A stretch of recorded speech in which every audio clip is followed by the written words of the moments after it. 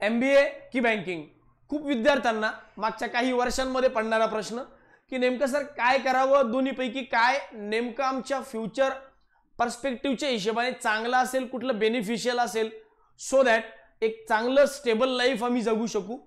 मागच्या काही दिवसांमध्ये MBA कडं ओघ वाढण्याचं प्रमाण बऱ्यापैकी जास्त आहे.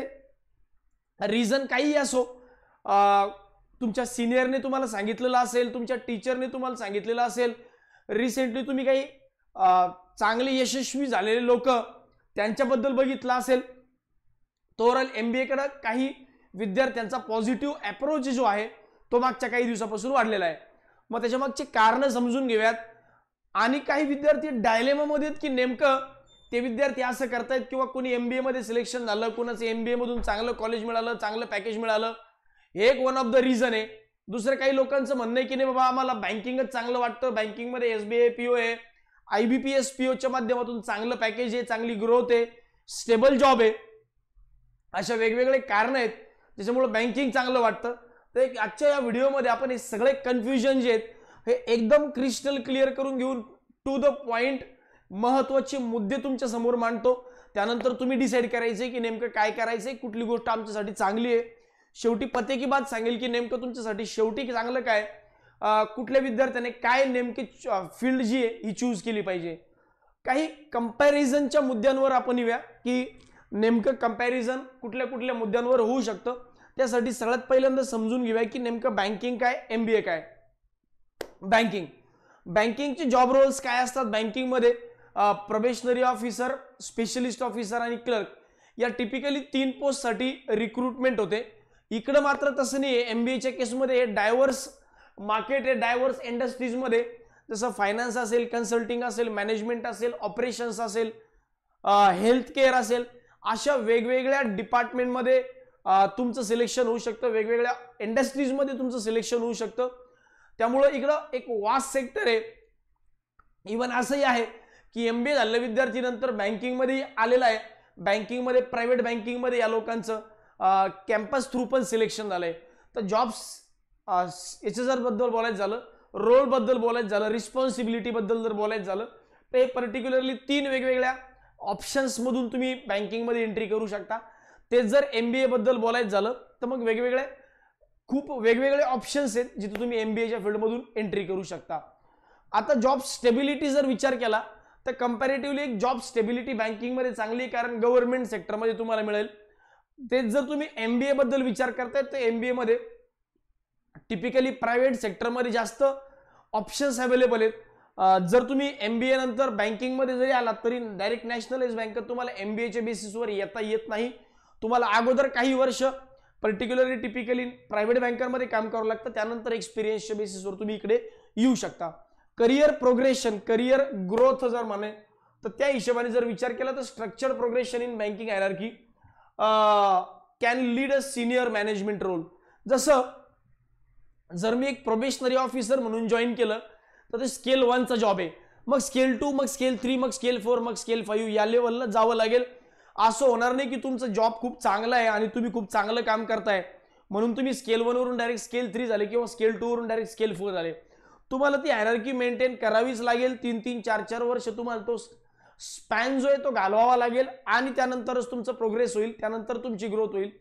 हे जर याच्या अपोजिट तुम्ही बघितलं MBA मध्ये तर MBA मध्ये असं काही नाही आहे. तुम्ही तुमच्या पोटेन्शियलनुसार, तुमच्या याच्यानुसार, स्ट्रेंथनुसार जेवढं जास्त काम करताल तेवढी जास्त ग्रोथ आहे. इथं एक्सपोन्शनल ग्रोथ आहे. ग्रोथच्या बेसिसवर जर विचार केला तर मग बँकिंगपेक्षा MBA उजू आहे. स्टॅबिलिटीनुसार हे विचार केला तर MBA पेक्षा बँकिंग उजू आहे. जॉब रोलच्या हिशोबाने ऑलमोस्ट दोन्ही सारखेच आहेत. चौथा मुद्दा इन्व्हायरमेंट कसं आहे, जॉब कल्चरमध्ये इन्व्हायरमेंट कसं आहे. टिपिकली फॉर्मल अँड स्ट्रक्चर्ड एक फिक्स गोष्टी आहे. मी जेव्हा बँकेत जॉब करायचो माझे ब्रांच मॅनेजर नेहमी सांगायचे की बँकेत एखादा 7वी 8वी पास झालेला मुलगाही काम करू शकेल, कारण फिक्स गोष्टी आहे. दैनंदिन त्याच गोष्टी एकदा त्याला कम्प्युटरचं नॉलेज आलं आणि पर्टिक्युलरली एवढेच टास्क कंप्लीट करायचे दिवसभरातल्या, तेवढं त्याला एकदा समजलं की तो 7वी 8वीचा मुलगाही ते करू शकेल. हे जर MBA बद्दल विचार केला तर तसं नाही करतायत, कारण स्ट्रक्चर्ड नाही, अनस्ट्रक्चर्ड आहे सगळ्या गोष्टी. तुमच्या पोटेन्शियलनुसार व्हॅरी होणार.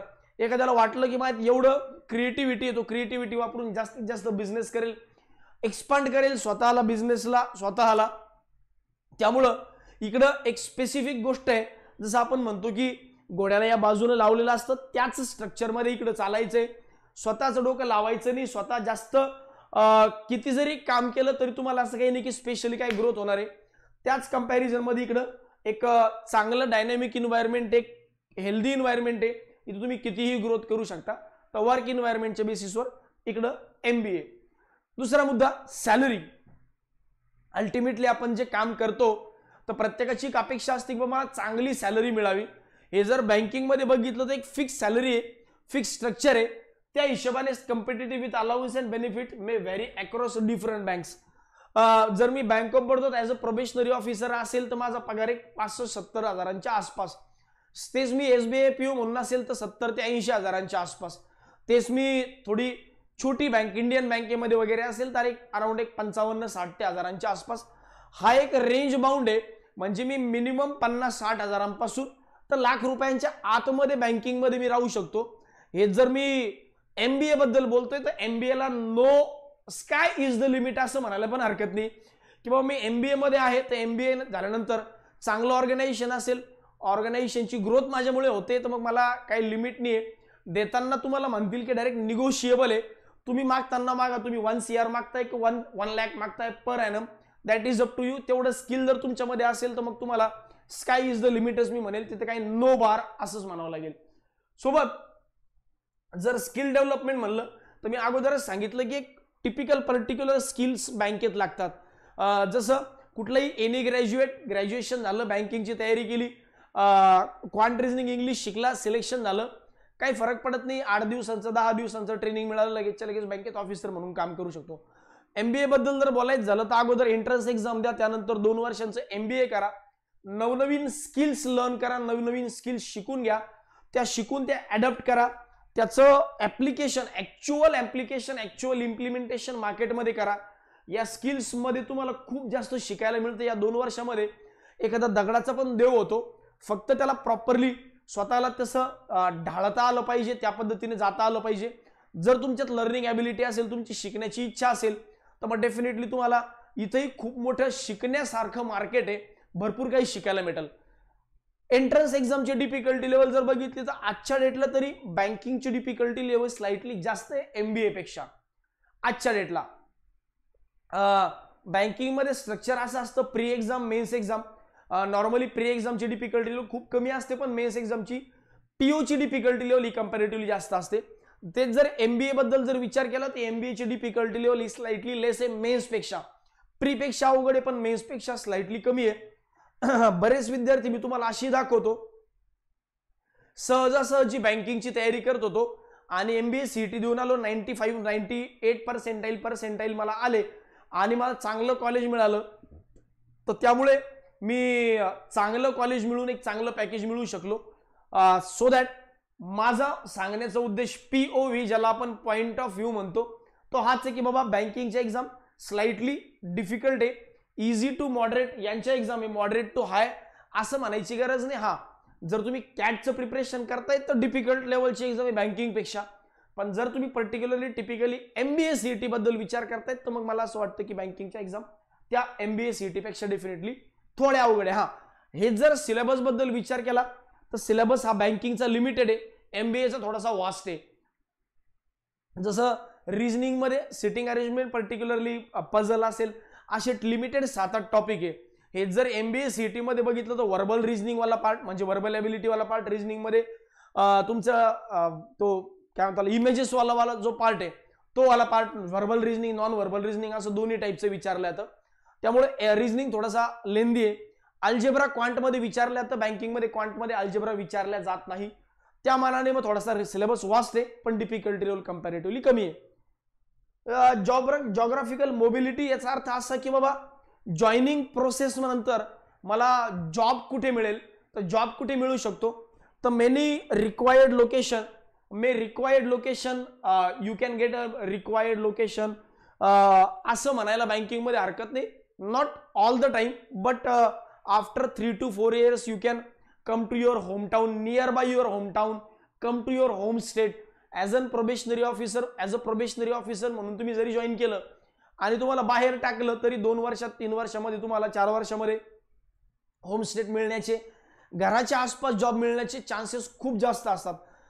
MBAचा हा ड्रॉबॅक आहे की MBA हा नॉर्मली हे जॉब जे आहेत हे डिस्ट्रिक्ट लेवलला, स्टेट लेवलला, नॅशनल लेवलला, इंटरनॅशनल लेवलला, इथं तुम्ही इंटरनॅशनल लेवलला पण जाऊ शकता.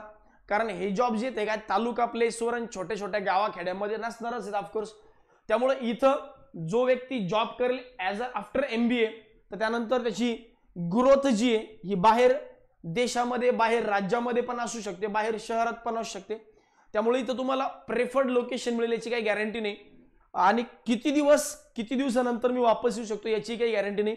कारण मी जसं सांगितलं की स्काय इज द लिमिट. तुम्ही जसं पुढे जात राहताल तसं तुम्ही गावापासून डेफिनेटली दूरच जात राहणार. मग ज्यांचं लोकेशन हा प्रेफरन्स आहे की मला पर्टिक्युलरली गावाजवळ जॉब पाहिजे, राज्यात जॉब पाहिजे, जिल्ह्यात जॉब पाहिजे, त्याने डेफिनेटली बँकिंग हाच पर्याय डेफिनेटली निवडला पाहिजे. तर असे काही छोटे मोठे पॅरामीटर्स होते जे तुम्ही सहजासहजी कम्पेअर करू शकता. आता पते की बात तर मग नेमका हे सगळं तुम्ही सांगितलं ओके, स्टील माझ्या मनात अजूनही डाऊट आहे की नाही सर मला एकदम स्टेप बाय स्टेप इलॅबोरेट करा की सांगा बँकिंग करू की MBA करू. मी तुम्हाला सांगेल या गोष्टी जर तुमच्या प्रेफरन्स असेल तर तुम्ही बँकिंग केलं पाहिजे.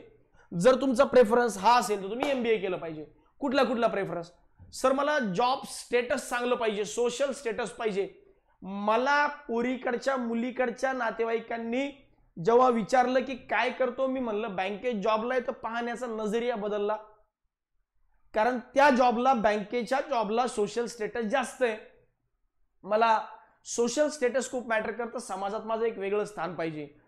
स्टेबल जॉब पाहिजे. मला 10 वाजेपासून संध्याकाळी 6, 7, 8 वाजता किमान मी घरी गेलो पाहिजे.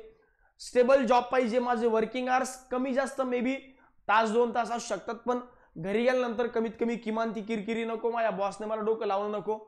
हा असा असेल मग स्टेबल जॉब, स्टेबिलिटी हा माझा प्रेफरन्स असेल. रिमोट लोकेशन, मला घराजवळ म्हणा, माझ्या जिल्ह्यात म्हणा, माझ्या राज्यात म्हणा, या अशी माझं प्रेफरन्स आहे. Work life balance, Saturday Sunday मला ऑफ पाहिजे. महिन्यामध्ये ज्या दिवाळीच्या सुट्ट्या येतात, एखाद्या महिन्यामध्ये लाल सुट्टी येते, लाल तारखा येतात, तेव्हा मला सुट्टी पाहिजे. असे या 4-5 प्रेफरन्स हे जर माझे प्रायोरिटीज असतील तर मग मला असं वाटतं तुम्ही एक स्टेबल जॉब निवडला पाहिजे बँकिंगचा. मग तुम्ही MBAचा विचार करू नका. जर हे माझे प्रेफरन्सेस, या माझ्या प्रायोरिटीज असतील तर. त्याच्या अपार्ट फ्रॉम दॅट, म्हणजे त्याच्या कॉन्व्हर्सली आपण म्हणूया MBA कुणी करावं, मला वाटतं की माझी एक्सपोनेंशियल ग्रोथ झाली पाहिजे. सोशल स्टेटस बिटस लोग क्या कहेंगे, भाड़ में जाए लोग, मेरे को उससे फरक नहीं पड़ता. मी माझ्या पर्सनल लाईफवर फोकस करतो. मला असं वाटतं की स्काय इज द लिमिट असली पाहिजे. भविष्यात मला अनएक्सपेक्टेड ठिकाणी जायचंय, जिथं मी विचार नव्हता केला अशा ठिकाणी फिरायचंय. खूप चांगली ग्रोथ पाहिजे. कोटीत माझं पॅकेज असायला पाहिजे. अशी जर माझी अपेक्षा असेल तर ती बँकिंग मधून डेफिनेटली पूर्ण होणार नाही.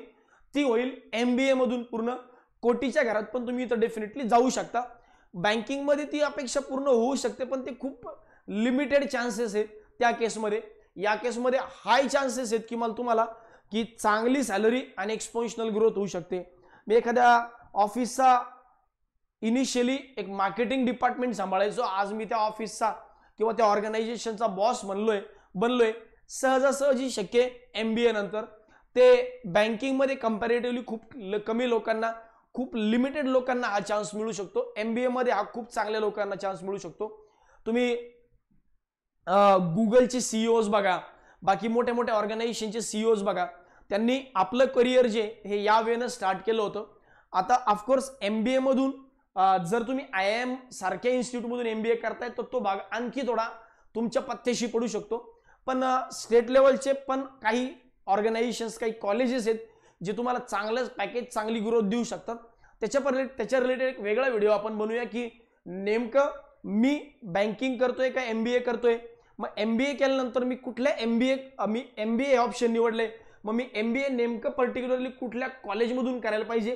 त्या list of colleges, top 10 list, top 5 कॉलेजेसची लिस्ट जी आहे ही आपण वेगळ्या व्हिडिओच्या माध्यमातून समजून घेऊया. त्यानंतर स्कोप फॉर ओन बिझनेस. 1, 2 वर्ष, 5 वर्ष मला चांगले पैसे कमवायचे आणि पैसे कमवून माझं एक स्वतःचं ओन स्टार्टअप किंवा ओन बिझनेस करायचा आहे. या केसमध्ये ते शक्य आहे, कारण 10 वर्षात तुम्ही तुमच्या आयुष्यभराची कमाई करायची जर संधी कुठे असेल तर मला वाटतं MBA यासारख्या फील्डमध्ये आहे. MBA करा, एखाद्या मल्टीनॅशनल कंपनीमध्ये जॉब करा, लाखात पॅकेजेस मिळतील, 10-5 वर्षामध्ये चांगली पुंजी जमा करा आणि मग माझ्या डोक्यात एक वेगळा स्टार्टअपचा प्लॅन आहे, स्वतःचा फॅमिली बिझनेस आहे, त्याला एक्सपांड करायचे, किंवा माझ्या डोक्यात एक वेगळा माझा स्वतःचा बिझनेस आहे प्लॅन आहे, तर तो या केसमध्ये आहे. वर्क फ्लेक्झिबिलिटी, इथं असं आहे की तुम्हाला रात्री 12 वाजता पण काम करावं लागू शकतं, पण एखाद दिवशी मी सुट्टी घेतली, सॅटर्डेला, संडेला, मंडेला, ट्यूजडेला फरक पडत नाही, कारण हा जॉब असा आहे की हा कम्प्लिटली तुमच्यावर डिपेंड नाही, हा थोडासा तुमच्यावर डिपेंड असणारा जॉब आहे, हा तुमच्यावर जास्त डिपेंड आहे तसा विचार केला तर. पण असं आहे की हा जो थोडासा मॅनेजमेंट स्किलचा जॉब आहे, इथं तुमचं जास्त क्रिएटिव्हिटी लागेल, ह्युमन बिईंग, म्हणजे तुमची बॉडी तिथं असल्यापेक्षा तुमचं माइंड तिथं असणं आवश्यक आहे. इथं तुमची मोर क्रिएटिव्हिटी यूज होईल, इथं तुम्ही स्वतः असणं आवश्यक आहे. तर असे काही 2-3 पॅरामीटर्स या केसमध्ये पण आहे. मी आज पुण्यासारख्या ठिकाणी राहतो, मला ॲब्रॉड जायचंय, डेफिनेटली हे शक्य आहे. तर अशा पद्धतीने हे 2-2, 4-4 पॉईंट जर तुम्ही नोट डाऊन करून घेतले किंवा लक्षात ठेवले आणि याच्यापैकी जी तुमची प्रायोरिटी त्याच्या अकॉर्डिंगली जर तुम्ही काम केलं तर मला वाटतं तुम्हाला डिसिजन घ्यायला डेफिनेटली सोपं जाईल. अल्टिमेटली आपण गावाखेड्यातले लोक आहोत, स्टेबल आपल्याला जॉब पाहिजे असतो, सोशल स्टेटस चांगलं पाहिजे असतं. अशा परिस्थितीमध्ये एक फिक्स जॉब, फिक्स सॅलरी, चांगली ग्रोथ आणि चांगलं सोशल स्टेटस इकडून मिळू शकतं. त्यामुळं आजही जास्तीत जास्त ओढा जो आहे हा विद्यार्थ्यांचा बँकिंगकडे जास्त आहे. MBA पेक्षा वर्षभरातली 1-2 अपॉर्च्युनिटीज या फील्डमध्ये येते. सोबत 2 वर्ष MBA करा, CET द्या, 2 वर्ष MBA करा, चांगला पैसा MBA कॉलेजेसवाले फीस चार्ज करतात. एवढ्या सगळ्या गोष्टी केल्यापेक्षा 2 वर्षामध्ये तुम्ही बँकिंगमधून एक चांगला जॉब मिळवू शकता. त्यामुळं बँकिंग हा सध्या तरी सोयीस्कर पर्याय म्हणूनच विद्यार्थी निवडतात आणि माझ्या दृष्टीने बँकिंग हा एक सोयीस्कर पर्याय. स्टील एखाद्याला वाटतं की नाही सर या सगळ्या गोष्टी सोडून द्या, चांगलं उडायचंय, बहुत उडना है, आगे बहुत दुनिया में बहुत दुनिया देखनी है, you must go with MBA. ठीक आहे, तर या गोष्टी सगळ्या क्लिअर झाल्या असतील. रिलेटेड MBA अजून काही एक्स्ट्रा तुम्हाला गायडन्स पाहिजे नाही सर MBA बद्दल आणखी थोडं सांगा, आणखी थोडंसं MBA कॉलेजेस बद्दल सांगा, ग्रोथ बद्दल सांगा, सिलेबस बद्दल सांगा, एक्झाम पॅटर्न बद्दल सांगा, तर हे टेलिग्राम चॅनल आपण वेगळं बनवून ठेवलंय MBA करणाऱ्या विद्यार्थ्यांसाठी. सर्च करा सारथी MBA नावाचं चॅनल सर्च करून जॉईन करू शकता, किंवा या व्हिडिओच्या डिस्क्रिप्शन बॉक्समध्ये पण या चॅनलची लिंक दिली आहे, तर तिकडे जाऊन पण तुम्ही डेफिनेटली ही चॅनल जॉईन करू शकता. फर्दर कम्युनिकेशन आपण तिकडेच करूया. ठीक आहे, चलो भेटूया नेक्स्ट व्हिडिओमध्ये, तोपर्यंत बाय बाय.